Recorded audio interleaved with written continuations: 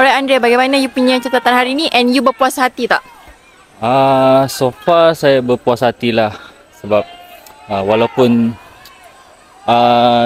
target saya tak mencapai, kan saya nak try lompat 16 meter untuk awal season tahun ni, tapi tidak tercapai mungkin sebab letih kot, sebab semalam saya baru habis lompat. Lepas tu tadi pun run up tidak konsisten sangat. Dia bukan batal tapi makin lama makin tak sampai papan. So nampaklah letih badan. Actually Andre, you ada berasa susah hati sebab tiada saingan antara you dekat Malaysia ni? Bagi saya rasa sekarang ni bukan tiada saingan dah kot, sebab junior yang lain pun dah makin improve lah.